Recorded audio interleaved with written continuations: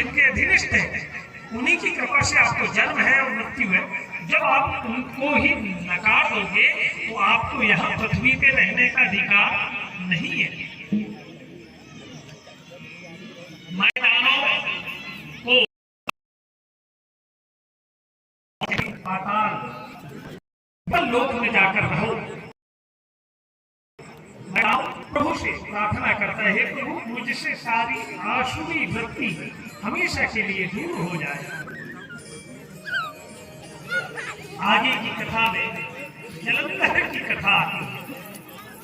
एक समय बृहस्पति, गुरु बृहस्पति इंद्र यह कैलाश पर देवादिदेव महादेव से मिलने के लिए जाते हैं। इनकी परीक्षा लेने के लिए धारण कर इनके सामने आ जाते हैं।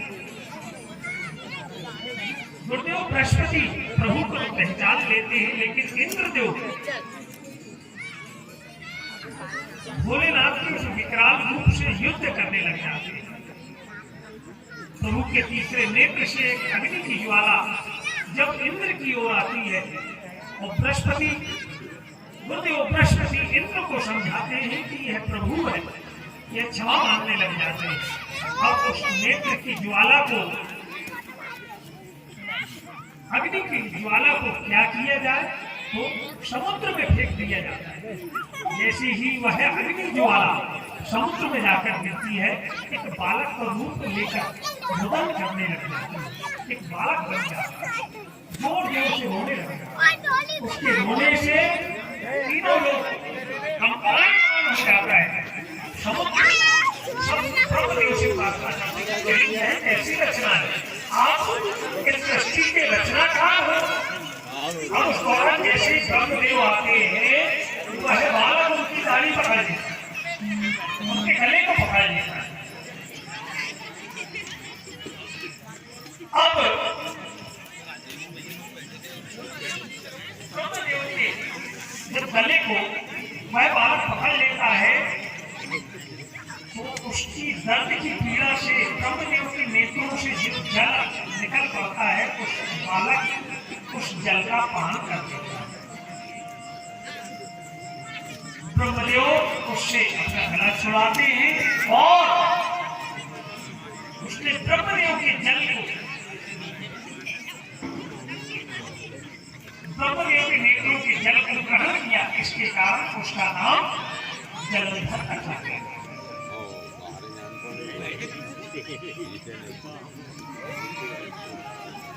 देवताओं का यह अधिपति होगा, यह ब्रह्मदेव कहते हैं। और जलंधर सभी से अवध्य होगा। सागर पुत्र यह जलंधर बड़ा यशस्वी, बड़ा तेजस्वी,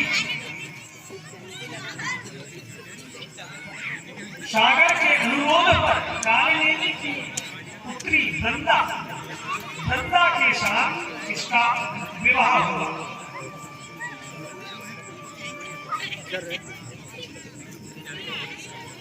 देवताओं के द्वारा छलपूर्वक जब समुद्र मंथन हुआ और अमृत पान की ये समस्त घटना जलंधर को पता लगी, देवताओं के प्रति उसके मन में बड़ा रोष आ गया। बोले, इन्होंने बड़ा छल किया, अब मुझे इन्हें नहीं छोड़ना। अब वह स्वर्ग पर उसने अधिकार कर लिया। तीनों लोग में उसकी सत्ता हो गई। उस पर विजय पाना विष्णु को भी नामुमकिन था लगा। श्री हरि भी जलंधर से हार गए। प्रसन्न होकर श्री हरि ने उसे और वरदान दिया। बोले, इसकी शक्ति के पीछे क्या वजह है? तो बोले, इसकी पतिव्रता है और इसके पतिव्रत धर्म के कारण इसे जीत पाना संभव नहीं है। अगर इसका पतिव्रत धर्म नष्ट हो जाए तो निश्चित ही इस पर हम विजय प्राप्त करते हैं। भगवान भोलेनाथ एवं माता पार्वती की प्रेरणा से श्री हरि ने छल रूप से वृंदा का पतिव्रत धर्म नष्ट किया। वृंदा बड़ी दुखी हुई और अग्नि में प्रविष्ट हो गई। वृंदा के चले जाने के बाद जलंधर को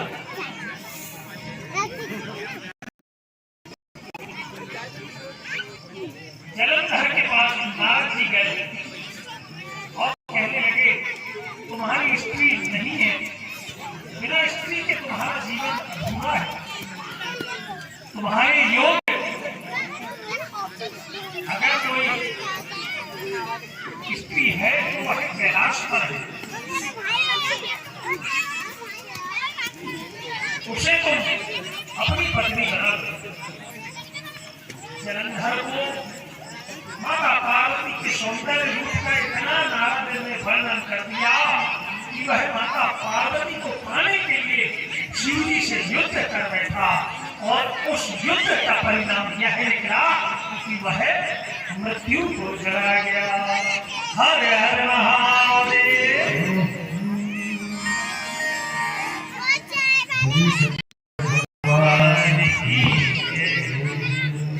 आज मां भगवती की बड़ी ही सुंदरतम झांकी के भी आपको दर्शन हो, जहाँ नौ दुर्गा अपने 9 रूपों में आप सभी को प्रभु के साथ यहाँ आशीष प्रदान करने जगत जननी आने वाली है। साचे दरबार की माता जिनको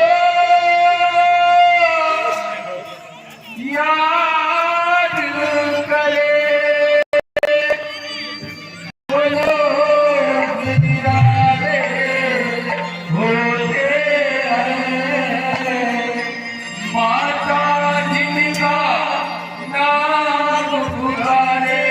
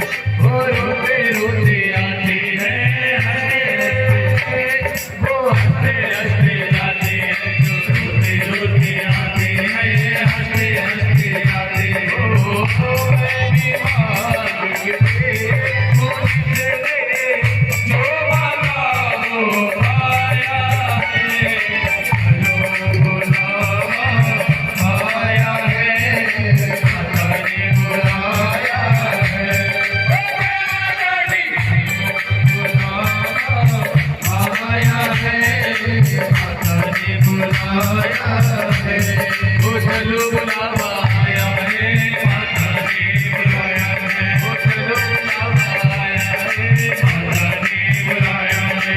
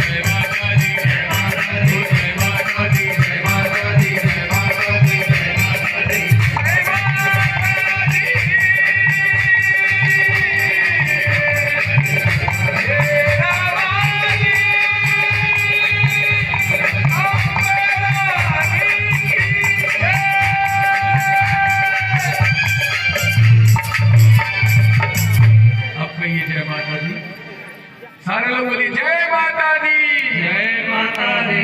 बोलिए व्यास जी महाराज की जय हो। जय जयकारा शेरावालीदा, बोल साचे दरबार की जय हो। निवेदन करूं हमारे धर्मेश भी हमारे बीच में कृपा कर और लास्ट स्टेज। और आज कलयुग का अमृत का पान, कलयुग के अमृत का पान अर्थात चाय।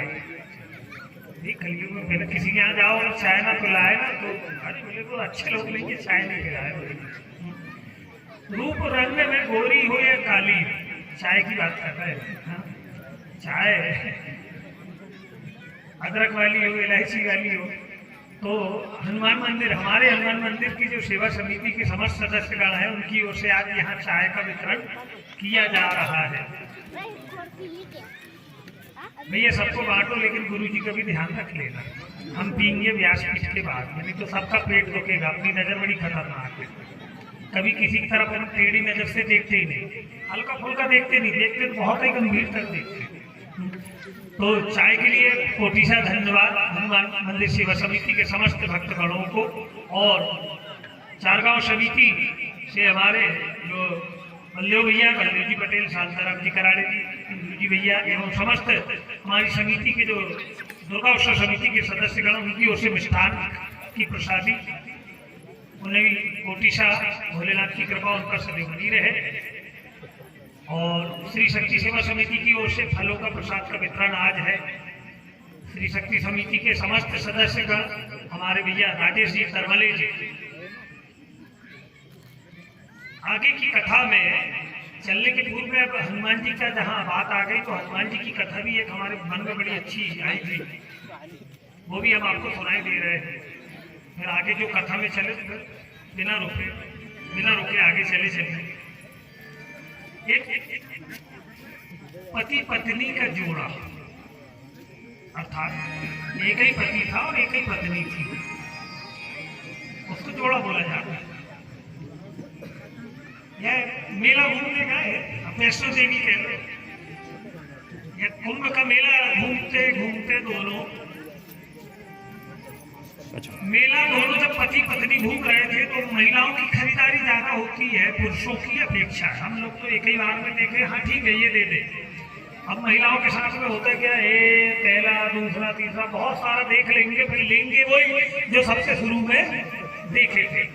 बेचारा दुकान वाला सिर पकड़ लेता है। अब ग्राहक है, इसकी वो भी मैनेज करता है, जय भवानी बोलता है। तो पति जो परेशान हो गया, बोले बहुत देर से खरीदी हो रही, बोले तो मेरा खरीदते रहना, मैं यहाँ सामने के चौक पे अपन मुलाकात हो जाएगी। वहां भीड़ ज्यादा थी, इस दौरान पत्नी खो गई। अब पत्नी का खो जाना प्रसन्नता सूचक भी है और दुख वाला भी शब्द है। पत्नी खो गई, बोले क्या किया जाए, परेशान, बच्चे भी परेशान, बोले कहाँ जाए। उसी दौरान सामने देखे एक बड़ा अच्छा मंदिर था। वह मंदिर जो था राम जी का मंदिर था। राम जी का मंदिर जो पुजारी कोई इधर आया नहीं। अब उतने में यह व्यक्ति वहां परेशान पहुंचा, अरे पत्नी खो गई। बोले अच्छा, बोले चलो चढ़ा दो 1100 रुपये फल फूल प्रसाद मिष्ठान। बोले तुम्हारी पत्नी बिल्कुल मिल जाएगी। राम जी को अर्जी लगा दो। बोले काहे को परेशान हो रहे हो? बोले अच्छा ऐसा क्या? बोले तो वो व्यक्ति गया, हाथ पैर धुला, सामने की दुकान से अच्छा सामग्री लिया, पूजन की पूरी थाल तैयार किया और राम मंदिर में जैसे ही आने को हुआ गेट के पास ही आया कि सामने के मंदिर के पुजारी ने जोर से आवाज लगाई, ठहर जाओ, रुको जा, समझो, सोचो, फिर आगे बढ़ो। बोले क्या हो गया? बोले क्या हुआ? बोले पूरी बात बता। अरे बोले पत्नी गुम गई है। बोले उसको खोजना है। बोले तो इसलिए राम जी के पास अर्जी लगाने जा रहा हूँ। बोले ये पूरा नैवेद्य भोग लेके पुजारी जी ने बताया। अरे भाई चले जाना, पर मेरी एक बात का जवाब दो। बोले जब राम जी की पत्नी खो गई थी तो उसको किसने खोजा, ये बताओ। बोले जब राम जी की पत्नी खो गई थी तो उसको तो हनुमान जी ने खोजा। बोले हाँ। बोले तो ये सामने मंदिर काहे का? बोले काहे के हम पुजारी? बोले हनुमान जी के। अब तुम गलत एड्रेस पे चिट्ठी भेजोगे तो कहाँ सही व्यक्ति को मिलेगी? बोले अर्जी कहाँ लगाना चाहिए? बोले तुमको। बोले हनुमान जी का। तो वही तो समझा रहे। बोले इधर आओ। बोले हाँ इधर अर्जी लगाओ, तुम्हारी पत्नी बिल्कुल मिल जाएगी। बोले तो कई बार हम अर्जी गलत जगह लगा देते हैं। हनुमान जी तो ऐसे है कि आप हनुमान जी से जोड़ भर जाओ। नाशे रोग हरे सब पीरा, जपत निरंतर हनुमत वीरा, जय जय जय हनुमान गोसाई, कृपा करो गुरुदेव की नहीं। जिस तरह सदगुरु अपने शिष्यों पर कृपा करते हैं, ठीक उसी तरह हनुमान जी की कृपा उन पर सदैव उनके भक्तों पर बनी रहती। और जो राम जी से जुड़े रहते हैं, जो शिव जी से जुड़े रहते हैं, उनको देखकर हनुमान जी बड़े प्रसन्न हो जाते हैं। सियावर रामचंद्र की। तो भैया जी हनुमान मंदिर की चाय बड़ी दिव्य औषधि युक्त चाय है। इसको पीने से बड़ा आपके जीवन में परिवर्तन आएगा और चाय आप सभी लोग अवश्य पिए। काफी वालों के लिए व्यवस्था नहीं है। आगे की कथा में शंखचूर्ण नामक एक राक्षस था। शंखचूर्ण राक्षस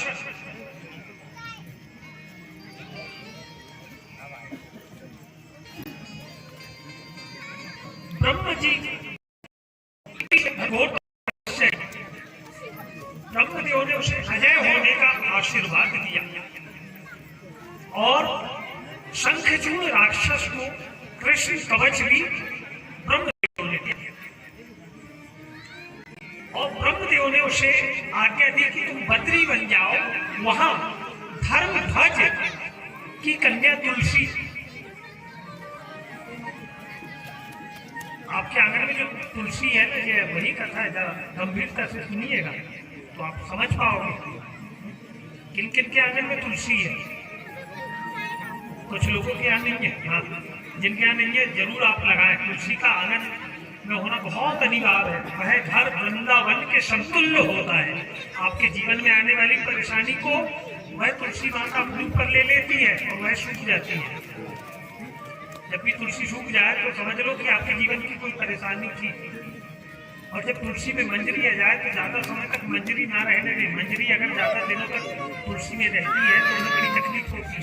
तोड़ के श्री हरि को चढ़ा दो तो वह वृक्ष और बढ़ जाएगा। आप देख रहे ज्यादा मंजरी हो जाती है तो वह वृक्ष सूख जाता है। धर्मध्वज की कन्या तुलसी साकाम भाव से श्री हरि की तपस्या कर रही है, तुम उससे विवाह कर लो। अब शंखचूर्ण का विवाह तुलसी के साथ हो गया।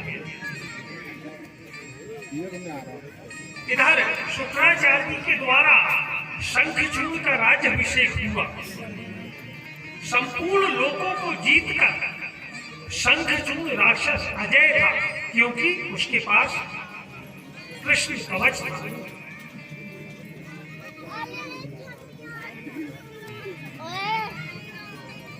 अब इसकी मृत्यु तो रुद्र से निश्चित थी, लेकिन इसके शरीर में था कृष्ण कवच, और जब तक यह कृष्ण कवच उसके पास होगा उसे मार पाना असंभव था।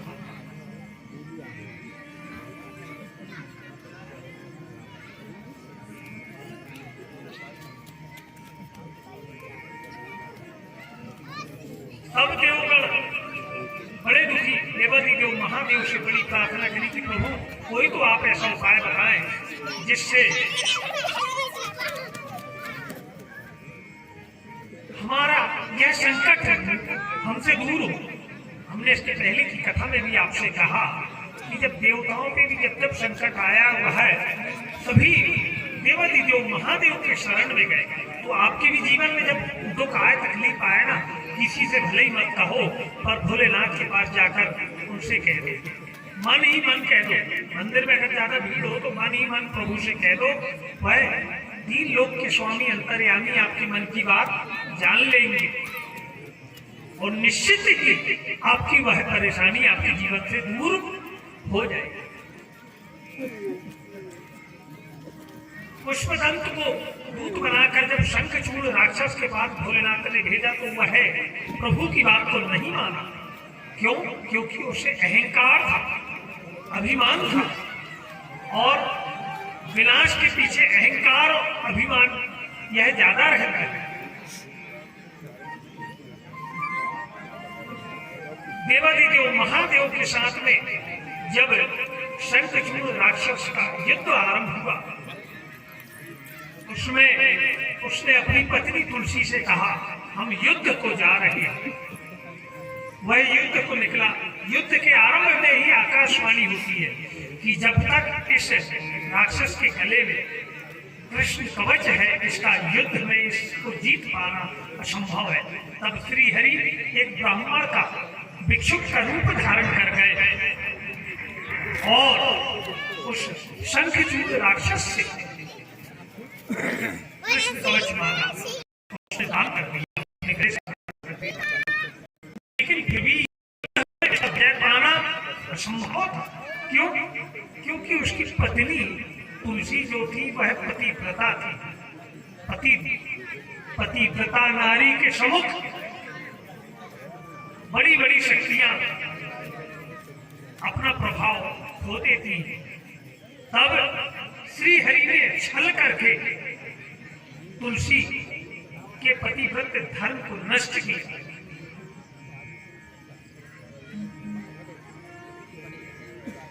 यहाँ पतिव्रत धर्म के समाप्त होते ही शंखचूड़ राक्षस का वध देवादिदेव महादेव ने त्रिशूल के प्रहार से उस शंखचूड़ राक्षस को वहीं उसका वध कर दिया। शंखचूड़ राक्षस की हड्डियों से ही शंख की उत्पत्ति हुई। इसी कारण शिव जी की पूजन में शंख का उपयोग वर्जित है। शंख में भरा हुआ जल अगर किसी ने शिव जी पर भूल से चढ़ा दिया तो उसके बराबर पापी मनुष्य कभी कहीं नहीं होगा। इसीलिए शिव पूजा में शंख का उपयोग नहीं होगा। डमरू या बाकी चीजों का उपयोग आप कर सकते हैं। जब श्री हरि ने तुलसी का शील हरण किया, तुलसी के मन में संदेह हुआ। वह समझ गई कि श्री हरि ने मेरे साथ छल किया, मेरे पतिव्रत धर्म को इसने नष्ट किया। तुरंत श्री हरि को कहा कि तुम्हारे कारण मैंने अपने सचित्र तत्व को खो दिया। मैं तुम्हें श्राप देती हूँ, पाषाण के हो जाओ। तुमने पाषाण जैसा यह कर्म किया। तुलसी के ही श्राप से भगवान पत्थर के हो गए।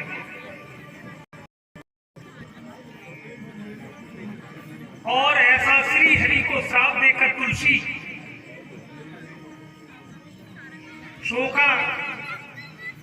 शोक में व्याकुल होकर विलाप करने लगी। तब देवादिदेव महादेव वहां प्रकट हुए और तुलसी को कहने लगे कि अब तुम इस शरीर का, इस देह का त्याग कर दो और श्री हरि के साथ वैकुंठ में विहार करो।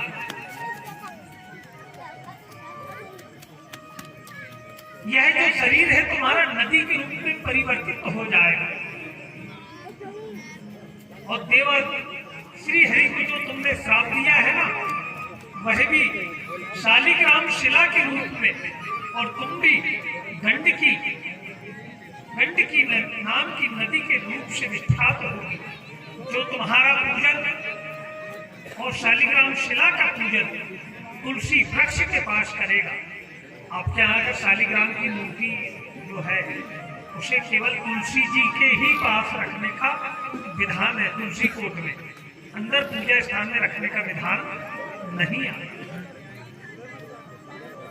विष्णु रूपी शालिग्राम शिला और वृक्ष रूपिणी तुलसी का समागम सदा अनुकूल तथा बहुत प्रकार से पुण्यों को बढ़ाने वाला है। आपके जीवन में सुख समृद्धि धन वैभव लाने वाला है। जो पुरुष शालिग्राम शिला तुलसी और शंख को एकत्र कर रखकर उसकी रक्षा करते हैं, वह श्री हरि को प्यार करते हैं। अब यहाँ आपके यहाँ अगर शंख हो और वह शंख अगर आपके यहाँ खाली अगर रखा हो तो वह शंख कभी खाली नहीं आपको रखना चाहिए। उसमें सदैव जल भरकर ही उसे रखे या उसमें अनाज रख दे, अन्न रख दे, चावल रख दे। ये शंख को एक पात्र में जल भर के ही रखे। सूखा अगर शंख आपके यहाँ रखा रहेगा, लक्ष्मी आपके यहाँ स्थिर रूप से रह नहीं पाएगी।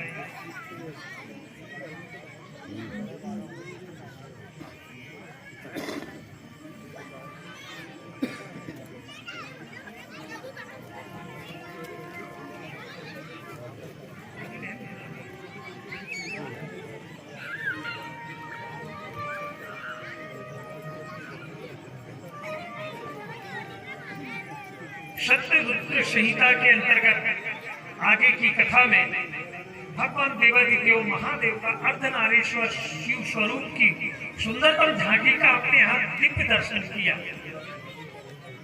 वही कथा आती है जिसमें शिव जी आधे रूप में भगवती जगत जननी के रूप में और आधे स्वरूप में स्वयं होते हैं। आगे की कथा में नंदीश्वर महाराज की बड़ी सुंदरतम कथा आती है। शिलाद नामक एक धर्मात्मा मुनि थे। पितरों ने महर्षि शिलाद से संतान उत्पन्न करने का निवेदन किया और शिलाद ने उनका उद्धार करने की इच्छा से पुत्र उत्पत्ति के मन और भाव से प्रभु की आराधना की। पहले इंद्र का बड़ा घनघोर तप किया। इंद्रदेव प्रकट हुए। शिलाद मुनि कहने लगे मुझे ऐसा अजय अमर पुत्र चाहिए। बोले यह तो मैं तुम्हें नहीं दे सकता। बोले आप ब्रह्मदेव से प्रार्थना करें, यह शिव जी से प्रार्थना करें, तब ही आपकी यह इच्छा पूर्ण हो पाएगी। क्योंकि जो मनुष्य के भाग में नहीं है उसे वह भी देवादिदेव महादेव कर सकते हैं। शिव के प्रसन्न होने पर शिलाद ने उनसे कहा, हे प्रभु मुझे आपके सामने आपके समान मृत्युहीन अयोनिजित पुत्र चाहिए। देवादिदेव महादेव कहने लगे तुम्हारी यह मनोकामना अवश्य सिद्ध होगी। शिलाद को एक पुत्र की प्राप्ति हुई। शिलाद पुत्र को पाकर बड़ा प्रसन्न हो गया। वह शिव पूजा में सदैव लगा रहा। शिव पूजन करते हुए एक दिन शिलाद मुनि के आश्रम को ऋषि आए। उन्होंने कहा तुम्हारा यह पुत्र अल्पायु है, यह मात्र 7 वर्ष की ही आयु में इस शरीर को छोड़ देगा। अपने पुत्र की अल्प आयु को जब शिलाद मुनि ने जाना, बड़े दुखी हुए। वह पुत्र कहने लगा, हे पिता, मेरी चिंता आप ना करें, मुझे मेरे महादेव पर पूरा भरोसा है। और वह शिव की आराधना करने लगे। किस मंत्र को वह जाप कर रहे थे? ओम नमः शिवाय, नमः शिवाय, मन भाव से जब शिव की। अच्छा, एक ही भगवान ऐसे हैं जिनकी पूजन में मंत्र ना भी हो ना, तो भी वह पूजा आपकी स्वीकार कर लेते हैं। और कौन से हैं बताओ? अभी आप उन्हीं की कथा सुन रहे हो। शिव महापुराण में वर्णन है कि बाकी सभी के लिए मंत्रों का उच्चारण अनिवार्य है, लेकिन देवादेव महादेव के लिए मन भाव से आप वैसे ही जल अर्पण कर दो, फूल चढ़ा दो, बेलपत्र चढ़ा दो, चंदन लगा दो, पंचामृत अर्पण कर दो, वह पूजा आपकी स्वीकार हो जाएगी। क्योंकि ये भोले भंडारी है। एक रमन गौरा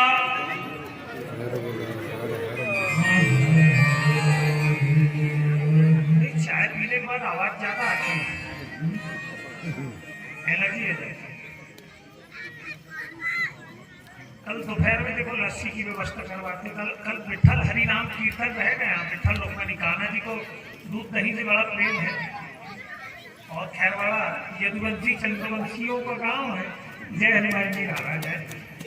तो उनके यहाँ तो भाई दूध की तो घर गई रहती है। कान्हा जी को तो बहुत पसंद है, माखन बड़ा पसंद है कान्हा जी को। कल यहाँ श्री हरि नाम का कीर्तन होगा, विठल रुक्माई का दिव्य भाषण होगा। अब देखिए यहाँ कल आप, अभी तक तो आप शिव जी से जुड़े थे, कल यहाँ श्री हरि लक्ष्मी नारायण भी आ जाएंगे। तो दोनों बड़े दिव्य आसन आपको कल यहाँ दर्शन होंगे। कोशिश करिएगा कि आप यहाँ अवश्य आए। वह बालक बड़े भक्ति भाव से शिव की आराधना करने लगे। उनकी इस आराधना से देवादिदेव महादेव बड़े प्रसन्न हो गए। करोड़ों बार शिव नाम का जब उन्होंने जप किया, शिव जी प्रकट हुए। बोले क्या चाहते हो? वर मांगो। बोले कुछ नहीं, बस आपकी भक्ति, और मैं इसी तरह आपकी भक्ति में लगा रहूं। आज का मनुष्य पता नहीं क्या मांग ले। बोले ये भी दे दो, वो भी दे दो। सोना बोले 70,000 हो गया, तो कुछ 5 किलो गोल्ड ले दो। प्रभु बोले जेठानी के बड़े बड़े नेकलेस मेरे पास तो बिल्कुल नहीं है। तो पुनः वो बालक फिर शिव जी की आराधना में लग गए। फिर शिव जी प्रकट हुए। बोले क्या चाहते हो? बोले कुछ नहीं प्रभु, आपकी भक्ति चाहिए, मुझे कुछ नहीं, बस। ऐसा बारंबार हुआ। शिव जी ने उसे अपना पुत्र मानकर कैलाश में ले आया और वह नंदीश्वर बना। बोलिए नंदीश्वर महाराज की। जिसने अपने लिए कुछ नहीं मांगा, इसीलिए नंदी महाराज के कान में बात कहने की बात आती है। नंदी महाराज के कान में आपकी कोई मनोकामना हो तो नंदी बाबा को धीरे से बोल दो कि हे नंदीश्वर महाराज, मेरी है विशेष मनोकामना। ऐसा नहीं कि छोटी छोटी मनोकामना की अर्जी लगा रहे हैं। यह मनोकामना है और आप प्रभु से निवेदन कर देना, आप प्रभु से कह देना। मैं बड़े मन से, बड़ी आशा से, विश्वास से आपको यह मेरी मनोकामना कह रही हूं या कह रहा हूं। और नंदी बाबा भी क्या कहेंगे? वो भी एक्सेप्ट करके बोले वो के बोले। अच्छा, नंदी बाबा शिव मंदिर के बाहर ही क्यों रहते, अंदर क्यों नहीं रहते? बड़े बड़े 12 ज्योतिर्लिंग में भी देखे होंगे मंदिर के बाहर रहते। व्यक्ति अंदर से पूजा करके आता, बाहर निकलता, अरे बोले बहुत तकलीफ हुई। तो नंदी बाबा की नजर सब पे रहती है। सबकी रिपोर्ट, पूरी रिपोर्ट शिव जी को जो बना के भेजते हैं ना, वो कौन भेजते हैं? नंदी महाराज। जब आप भी शिव मंदिर जाएं तो नंदी महाराज का भी पूजन अवश्य करें। अगर आपने केवल शिव जी का पूजन किया, नंदी बाबा का पूजन नहीं किया, तो भी आपके पूजन का फल कम हो जाएगा। आप सभी को मालूम है कि शिव जी का पूरा परिवार और सभी देवी देवतागण संध्या के समय उनके उस पार्थ शिवलिंग की जलहरी में वहां आ जाते हैं। आगे की कथा में भैरव अवतार आपको आरंभ में हमारे द्वारा बताया गया था कि जब श्री हरि विष्णु जी और ब्रह्मदेव के बीच में अधिपत्य को लेकर युद्ध हुआ, उनके मध्य में माघ मास की आद्रा नक्षत्र में जो अग्नि स्तंभ प्रकट हुआ और उस अग्नि स्तंभ को देखने के लिए श्री हरि नीचे गए, ब्रह्मदेव ऊपर गए और केकटी के पुष्पों को गवाही के लिए ब्रह्मदेव ने लाए। झूठे वचनों के कारण उस अग्नि स्तंभ से प्रभु की भगवती से भैरव की उत्पत्ति हुई और झूठ जिस मुख ने ब्रह्मदेव के बोला था, उस मुख को तलवार से भैरव ने काट दिया और उसी कटे हुए सिर से बट वृक्ष की उत्पत्ति हुई। बोलिए बटेश्वर महादेव की जय। भैरव अवतार के पश्चात भगवान का, भोलेनाथ का आदि भगवती जगत जननी सिंहवाहिनी माता, जिनके बिना भी हमारा जीवन अधूरा है।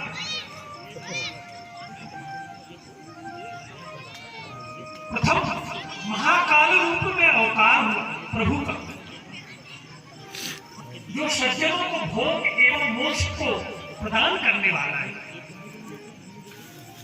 उनकी शक्ति महाकाली कहलाती। बोलिए महाकाल बाबा की। और आज इस पंडाल में माता महाकाली भी आने वाली है, उन्हें भी आप प्रणाम करिएगा। अच्छा, एक चीज ईमानदारी से बताओ, नवरात्र के समय में जो आप भगवती की आराधना करते हो, है ना, ईमानदारी से पूछो सभी से, उतनी आराधना बाकी दिनों में कर पाते हो? क्यों नहीं कर पाते? अपने आप से विचार आप करिएगा, इसका उत्तर हम आपको कल बताएंगे। नवरात्र में जितनी भक्ति भाव से बाकी समय हम बताए ना, हमारा विश्वास कई बार बढ़ जाता है, कई बार कम हो जाता है। दूसरे अवतार में कार नाम से भगवान आए, यहाँ उनकी परम भगवती तारा देवी शक्ति रूप में उनके साथ में आए। तीसरे अवतार में बाल भुवनेश्वर रूप में शिव जी आए, जिनकी शक्ति बाला भुवनेश्वरी कहलाती है। चौथे रूप में देवादिदेव महादेव षोडशी देश के रूप में आए, जिनकी में इनकी जो शक्ति रही श्री महा विद्या शक्ति स्वरूप में शिव जी की रही।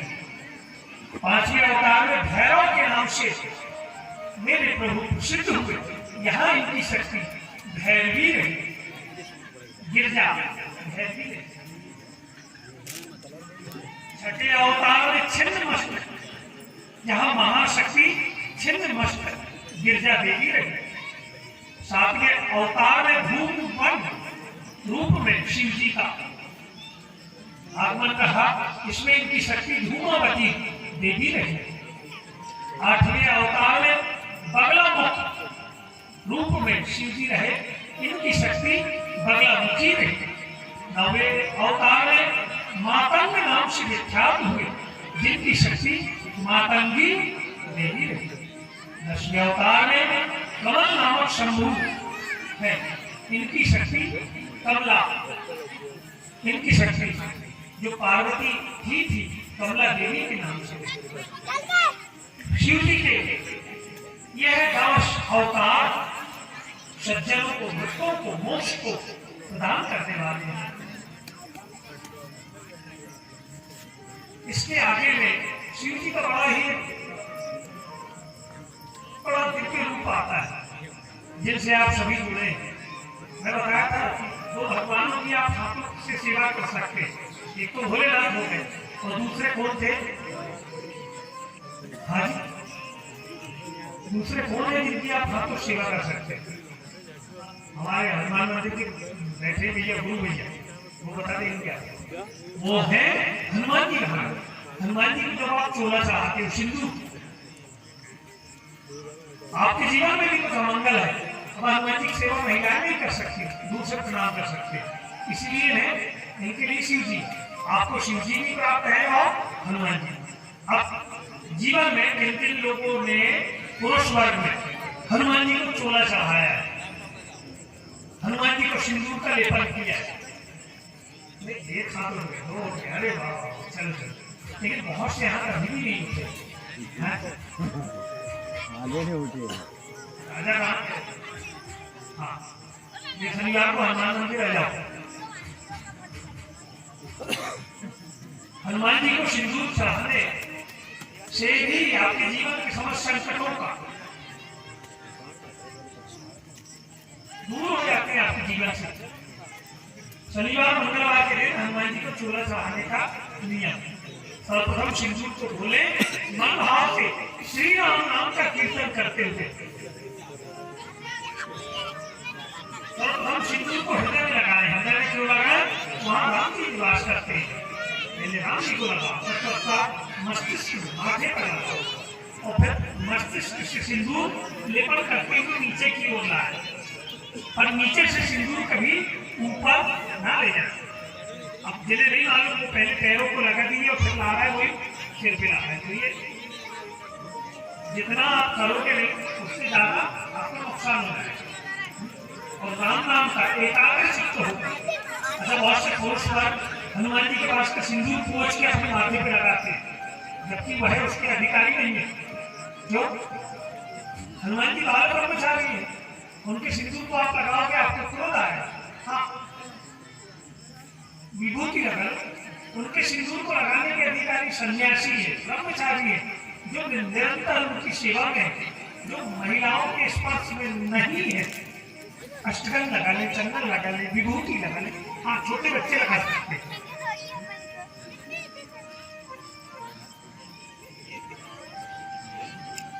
अगले जो भगवान का अवतार हुआ देवादी देव महादेव का हनुमान जी, हनुमान जी के अवतार की कथा आती है, इसे आप पूरे मन भाव से श्रवण करें। भगवान विष्णु के मोहिनी रूप को, भगवान विष्णु के मोहिनी रूप को देखकर देवादी देव महादेव बड़े प्रसन्न हो गए। वह कामदेव के बाण से अहित हुए और उन्हें राम कार्य करने को लिए भी, राम जी के कार्य की सहायता करने के लिए भी एक रूप में आना था। अपने दिव्य तेज का उन्होंने तेजपात किया और सप्त ऋषियों के द्वारा उस तेज को पत्र कुटिक में स्थापित कर गौतम कन्या अंजना के कान के रास्ते से उनके उदर में यह तेज को स्थापित कर दिया गया। शिव महापुराण की यह कथा में आती है कि माता अंजनी के गर्भ से, माता अंजनी के गर्भ से हनुमान जी का जन्म हुआ। बोलिए हनुमान जी महाराज की जय।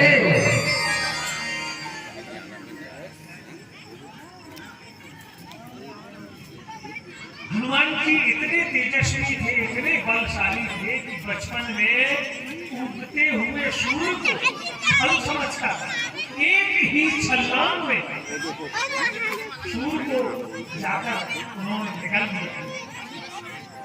तीनों लोगों में हाहाकार हो गया, देवताओं बड़े विचलित। तब इंद्र ने वज्र का प्रहार उनके मुख पर हनु कर दिया, वज्र के प्रहार से नीचे आए। वायु देव ने वायु को मेरे पिता पर प्रहार। सब देवगणों ने हनुमान जी को इतनी शक्ति दे दी, अष्ट सिद्धि नवनिधि के दाता। हनुमान जी के पास वो सब कुछ था, लेकिन उन्हें अपने बल पर कभी अभिमान नहीं था। जीवन में कभी आपको अगर अभिमान आ जाएगा ना, तो समझ लो आप धीरे धीरे नीचे की ओर जा रहे हैं। और जिस समय अभिमान नहीं होगा, आप जीवन में आगे बढ़ते जाओगे। अभिमान रावण को था, मिटना अपने भाई से बैर। अगर मान लो रावण विभीषण को नहीं निकालता तो क्या मार पाता? राम जी को थोड़ी दुविधा होती। जीवन में अपने भाई से आप मित्रता बनाए रखें।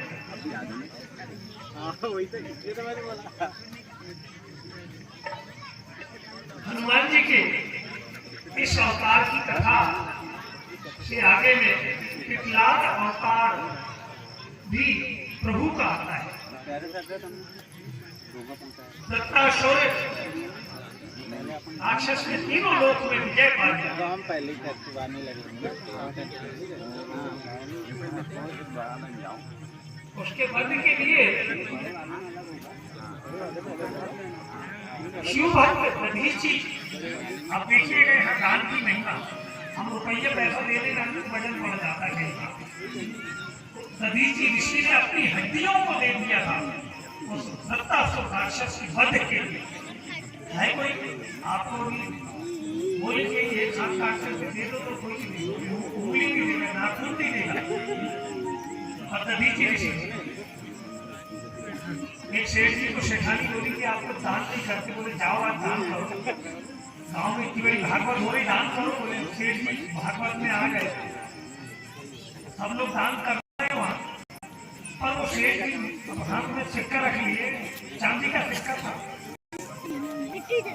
बोले दान करना ही पड़ेगा, इतने लोग तो कर रहे हैं, बोले ज्यादा करने की क्या जरूरत है।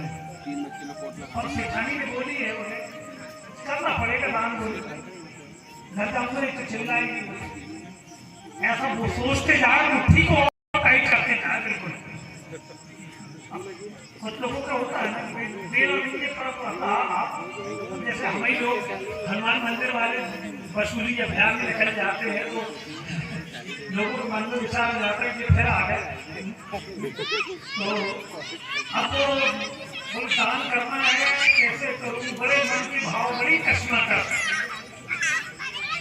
अब जब उसका नंबर आने वाला था कि वहां जाए, तो बोले आखिरी बार इस सिक्के को देख लूं, घर तो चला जाएगा। बोले जैसे लड़की की बेटा के सामने भेंट करनी। बोले तो जैसे ही मुट्ठी खोलता है तो बहुत टाइट पकड़ने के कारण, गर्मी के कारण मुट्ठी में पसीना आ गया, सिक्का पूरा गीला हो गया। और अब तो इतना हो कि तो हम तुमको किसी को नहीं देंगे, कीसा में रख लेता, तुम्हारा रोना हमसे नहीं देखा जा रहा। और वो कीसे में सिक्का रख के सेठ जी नीचे। तो ऐसे ऐसे भी लोग पाए जाते हैं। तो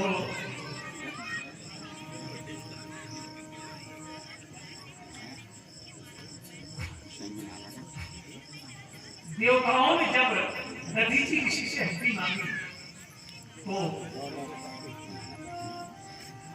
स्वर्गलोक से सुरभि गाय को बुलाया गया। ऋषि के पूरे शरीर में नमक लगा दिया गया। अब उनकी पत्नी भी आश्रम में थी, तो बोले पत्नी को कहीं भेज दो।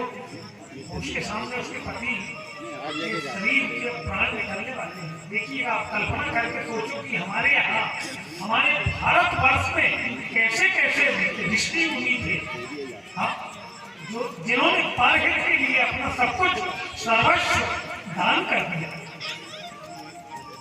उनके पूरे शरीर में नमक लगा दिया गया और गाय ने उनको चाटना आरंभ कर दिया। धीरे धीरे गाय के जीभ का एहसास आपको होगा, है ना। कल अपनी पी को भाग के थोड़ा नमक लगा के बैठ जाएगा गाय के पास, फिर देगा 2 फटके के बाद उसके आप बाहर लगाओगे। वो देखभाल वाला पुरुष जैसे रहती गाय की जीभ। जब उसने चाटना चालू करी, धीरे धीरे चल रहा था, पूरा मांस, पूरा हड्डियों का पिंजर हो गया। और उन अस्थियों को लेकर विश्वकर्मा योग शिल्पी विश्वकर्मा ने वज्र बनाया, समस्त अस्त्र शस्त्र बने और वृत्तासुर राक्षस का वध हो गया।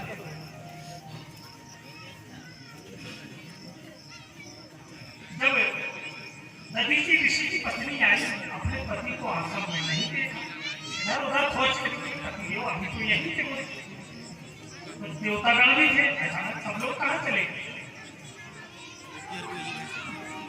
जब आकाशवाणी वह जान गई कि मेरे पति के साथ अनिष्ट हुआ, देवताओं ने छल किया,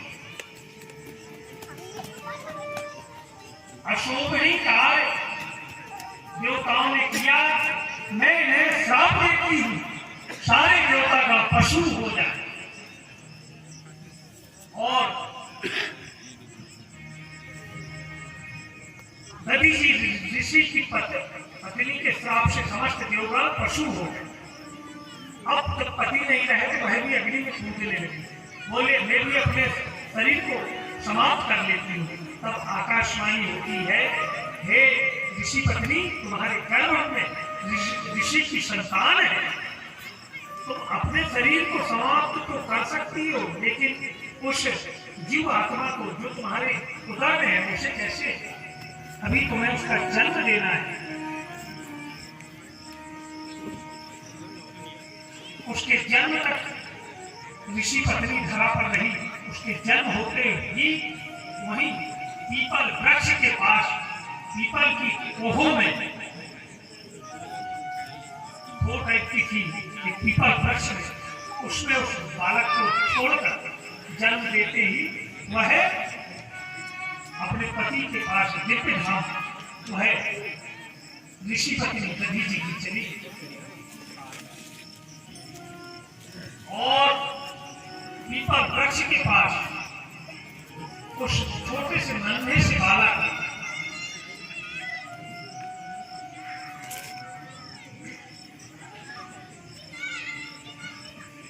का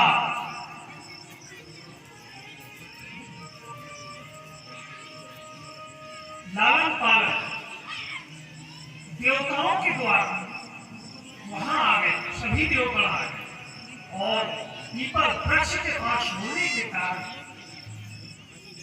पीपलाद नाम रखा।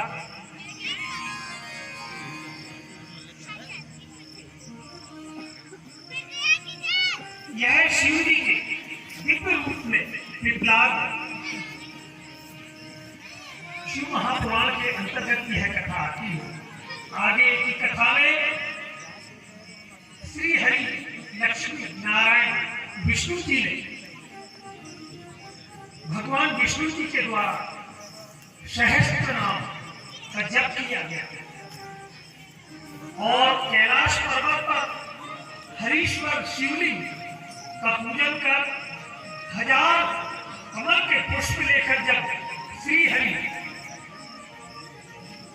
देवादिदेव महादेव का पूजन कर रहे थे, तब भोलेनाथ ने एक पुष्प को ऐसा छुपा लिया।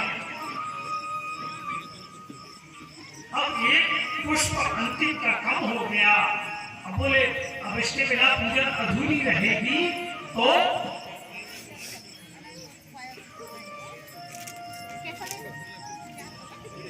श्री हरि अपने नेत्रों को निकालकर प्रभु के चरणों में अर्पण करने लगे।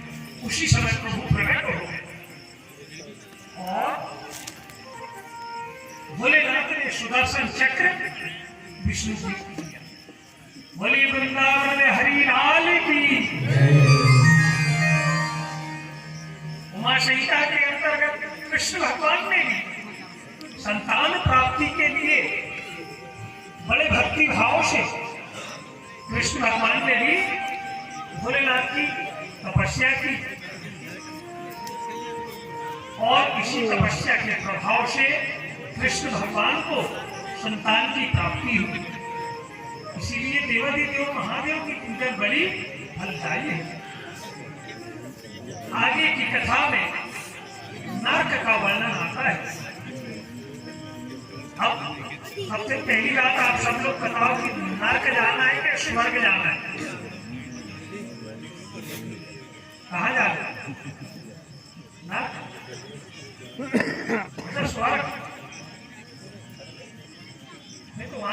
व्यवस्था कैसे करोगे?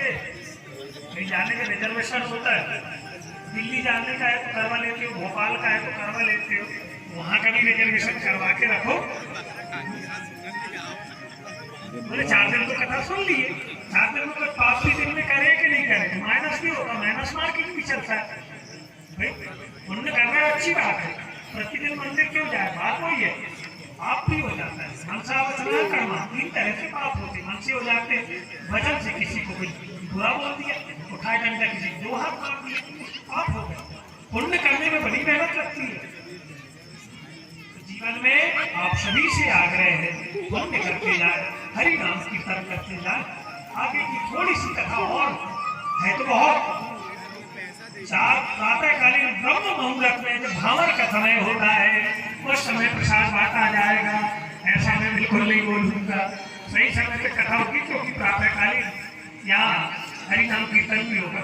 अभी देवी जी की झांकियां भी, हाँ, माताओं को लाकर यथास्थान आप बैठा देते, द्वादश ज्योतिर्लिंग की कथा आ रही है। बोले जगदम्बा मैया की जय। देवी जी की झांकी आ जाए। ओ मैया प्रगट भई जग हारिणी हो, मैया प्रगट भई